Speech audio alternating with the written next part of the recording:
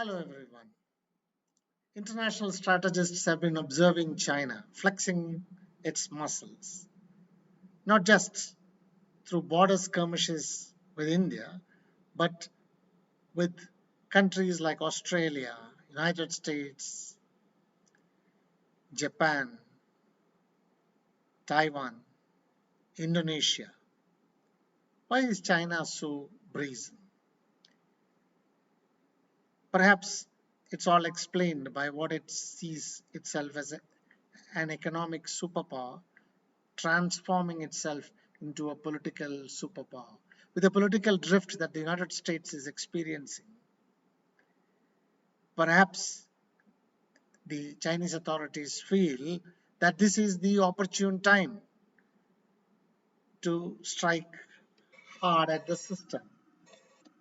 And therefore, it believes that this is the time for it. Let's look at the economics of it. My presentation today is based on an IMF working paper 19/263, where the authors have tried to put together very good information on China's productivity convergence and growth potential. After the reforms process started in 1978, China has averaged about 10% annual GDP growth rate. In 2010, it overtook Japan as the second largest economy. Its per capita income has tripled since 1978. 800 million people have been moved out of poverty. And although per capita income is 18% of the United States level, China today has become the size of about 76% of the United States economy. So it's almost there. It has been a growth star to the world at large. European Union recognizes its superiority. Reasons contributing have been the political stability in the single party authoritarian rule, which helps industrialization, the continuing reforms path that it has adopted since 78, opening up to foreign direct investment, a high savings rate signifying capital formation. It has had 45% this year as savings rate, whereas India has had only 29%. The world average has been only 25% according to World Bank data. So China has seen government invest heavily into infrastructure.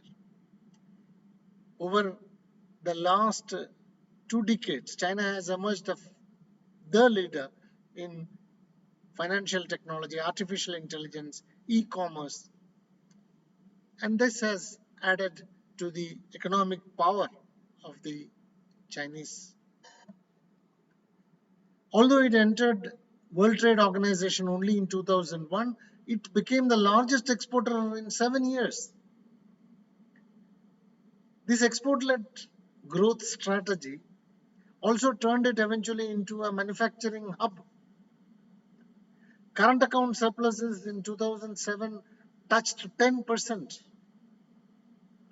And China has now moved from being a low-tech or a medium-tech industrial giant to being a high-tech, structurally transformed economic power. But from the strategic angle, there is quite a bit to read between the lines. Diplomacy should perhaps bide its time for China to peak. Secular industrial stagnation may have set in. Labor in the earlier phase, there was a shift from agriculture to industry. So there was a relocation from a low productivity sector to a high productivity sector. Total factor productivity increased fivefold in high-tech industry like ICT, for example. But this will come down eventually as they move to services sector. China's GDP is contributed 52% of it comes from services sector. For United States or Japan, it is at about 70% to 80%. So China to achieve this will have to move its services sector to more contribution to the GDP. And as and when that happens, the productivity is likely to come down. Population, the working population age structure may have peaked in 2010. It will fall, it is estimated from 1,004 million to 970 million in 2030. So population demographics of it may point to China peaking. So are we seeing a growth model that's stalling? Is there a middle income trap that is observed in export-led countries where they move very fast into middle income but then get stalled there? Because the economy has now moved from export-led growth to foreign direct investment or local investment driven to consumption based.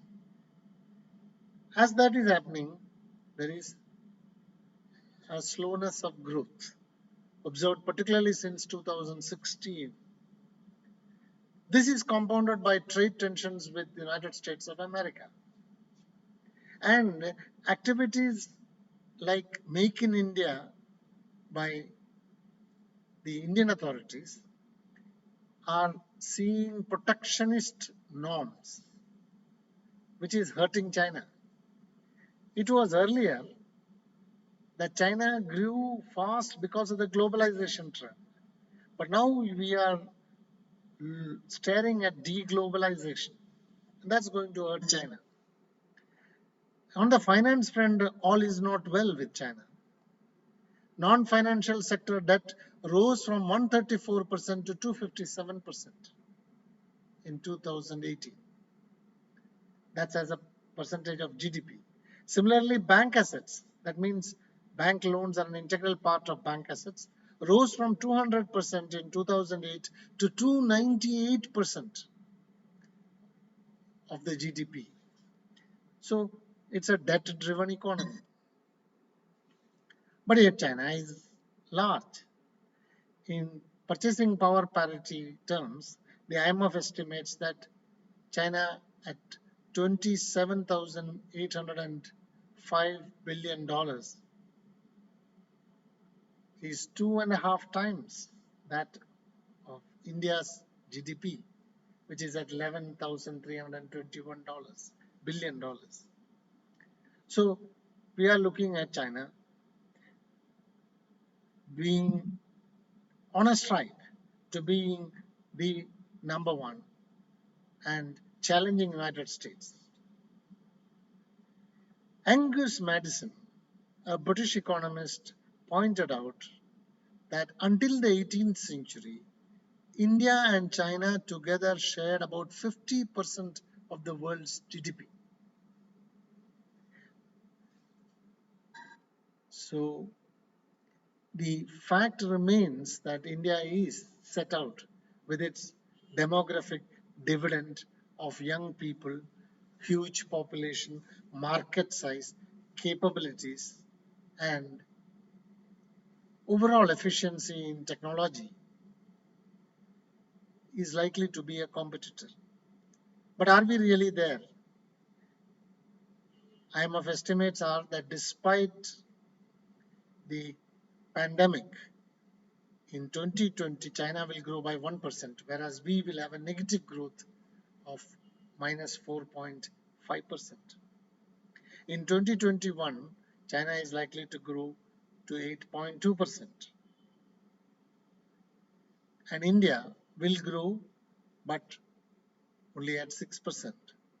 So, what we really need to do is to steadily work towards total factor productivity, increase our internal efficiencies, break through in technology, and perhaps bring about an economic digitalized revolution of sorts, which will put us on a par first before we overtake.